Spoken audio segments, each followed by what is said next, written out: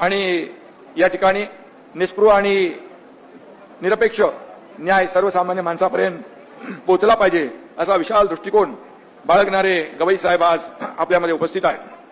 खऱ्या अर्थाने बाबासाहेबांचे विचार आणि बाबासाहेबांचे वारसदार असं मी त्यांना मानतो आणि न्याय गावागावामध्ये सर्वसामान्यांपर्यंत पोहोचला पाहिजे ही दूरदृष्टी ठेवणारे सरन्यायाधीश आम्हाला मिळालेत, लाभलेत.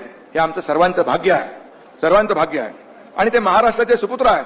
हे आपलं परम भाग्य आहे आणि याचा देखील सार्थ अभिमान आपल्या सगळ्यांना आहे. एक महाराष्ट्राचा सुपुत्र देशाच्या सरन्यायाधीशपदी जातो आणि या देशभरातल्या शेवटच्या माणसापर्यंत न्याय पोहोचवण्याचं काम करतो. खरं म्हणजे हे महाराष्ट्राचे सुपुत्र आहे त्याचा तर अभिमानच आहे, परंतु त्यांचा विनम्र स्वभाव, शालीनता आणि जे काही सर्वांना आपलंसं करून घेण्याची जी हातोटी आहे, कोणी त्यांना ओळखीचं दिसलं की त्याला नावाने हाक मारतात, जवळ घेतात. आमच्या मुंबईमध्ये जेव्हा राज्य शासनाच्या वतीने त्यांचा सत्कार केला तेव्हा विधान भवनामध्ये जुने लोक त्यांना भेटले, त्यांनी त्यांच्याबरोबर बोलवलंही, फोटोही काढले, खूप वेळ त्यांनी दिला.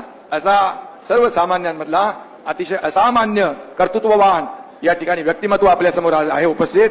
त्यांचं मी मनापासून अभिनंदन करतो आणि कुठल्याही छोट्या मोठ्या घटनांनी डगमगून न जाता अतिशय स्थिरतेने काम करण्याबाबत त्यांची ख्याती आहे आणि म्हणूनच ते भारतीय न्याय व्यवस्थेचे भूषण आहेत. याचा देखील आम्हाला अभिमान आहे.